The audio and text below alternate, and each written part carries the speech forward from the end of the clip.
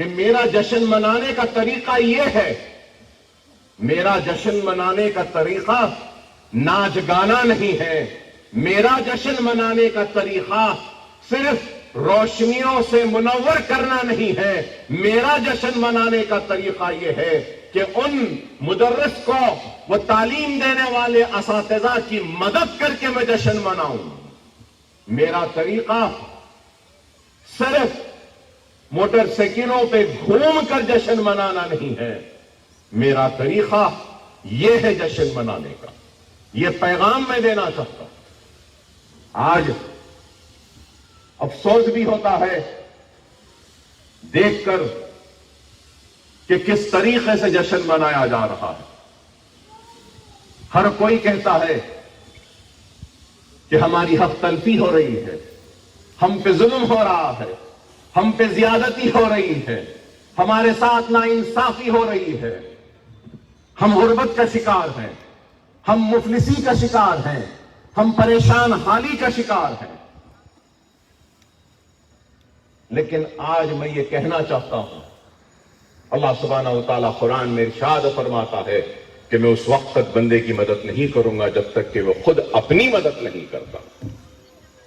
اگر ہم اپنی مدد نہیں کریں گے تو اللہ ہماری مدد کیسے کرے گا؟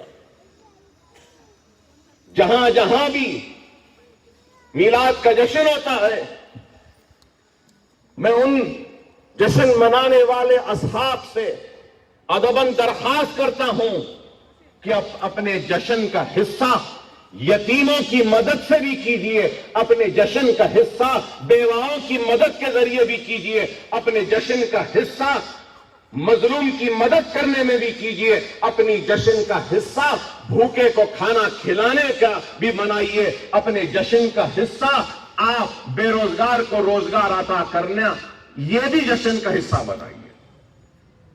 اگر ہم صرف آتش بازی کو ہی جشن کا حصہ بنائیں گے، روشنی کو ہی صرف جشن کا حصہ بنائیں گے تو نہیں ہوگا۔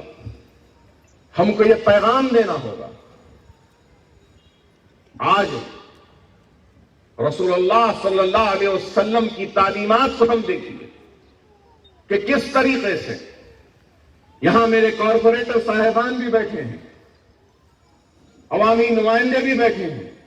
رسول اللہ صلی اللہ علیہ وسلم ایک مرتبہ مسجد نبوی میں بیٹھے تھے تو ایک بوڑھی عورت نے رسول اللہ صلی اللہ علیہ وسلم کو اشارے سے بلایا، اشارے سے بلایا۔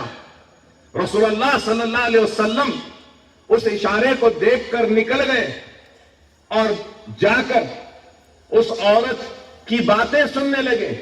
بہت دیر تک وہ عورت بولتی رہی اور اس کے بعد میں رسول اللہ لوٹ کر آئے۔ صحابہ کرام نے پوچھا، یا رسول اللہ، آپ اس عورت سے بات کر رہے ہیں جس کے اوپر کوئی توجہ نہیں دیتا، لوگ اس کو دیوانی کہتے ہیں، لوگ کہتے ہیں کہ یہ عجیب و غریب عورت ہے، اور آپ اس سے اتنی دیر بات کر رہے ہیں جس پر کوئی توجہ نہیں دیتا، کوئی اس کے بلانے پہ نہیں آتا۔ تو رسول اللہ جواب دیتے ہیں، ہاں میرے لیے ضروری ہے، اس لیے کیونکہ اللہ نے مجھے رسول بنا کر بھیجا۔ تو آپ غور کریے۔ لیکن آج افسوس کہ ہمارے قائدین یا ہم جیسے یا میں اپنے آپ کو بھی شامل کرتا ہوں کہ ہمارے پاس فریادی کے فریاد کو سننے کی فرصت نہیں۔ کام ہو یا نہ ہو،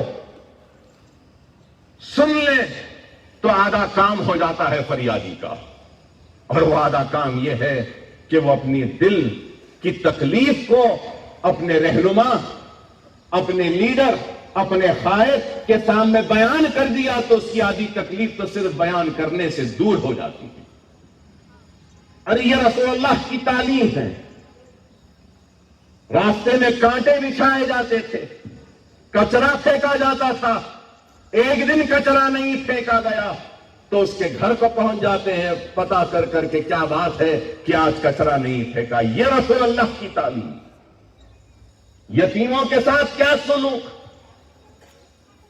کہ نماز کے لیے جب جاتے تو عادت ایک طرف حضرت حسین تو دوسری طرف حضرت حسن کو ایسے اٹھا کر نماز عید کے لیے جاتے تھے. عیدگاہ کی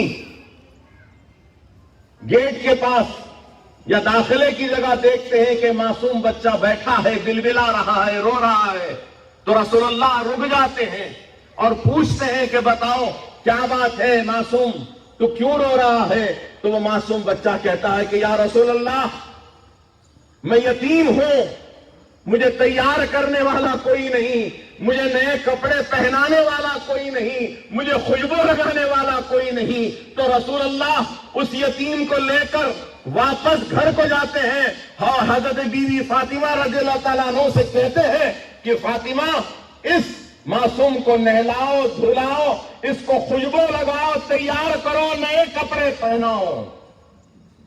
اور وہ یتیم کو تیار کرتی ہیں حضرت بی بی فاطمہ رضی اللہ تعالیٰ عنہ, تیار کرتی ہیں, نئے کپڑے پہناتی ہیں, خوشبو لگاتی ہیں, اور تیار ہونے کے بعد رسول اللہ صلی اللہ علیہ وسلم اپنی عادت کی طرح اس طرف امام حسن ہیں تو اس طرف امام حسین ہیں, دونوں کو لے جا رہے ہیں. تو سنو سننے والوں, وہ یتیم بچے کو رسول اللہ صلی اللہ علیہ وسلم نے اپنے کھانے پر بٹھا کر نیند کے لیے لے گئے. کھانے پر یتیم ہے اور اس بازو حسن ہے تو اس بازو حسین ہے.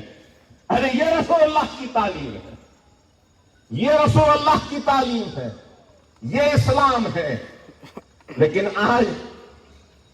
ہم آج کہاں جا رہے ہیں, کدھر جا رہے ہیں, کس طرف ہماری نسل, نوجوان نسل جا رہی ہے؟ دیکھ کر افسوس ہوتا ہے, دیکھ کر افسوس ہوتا ہے. ہزاروں روپے کا پیٹرول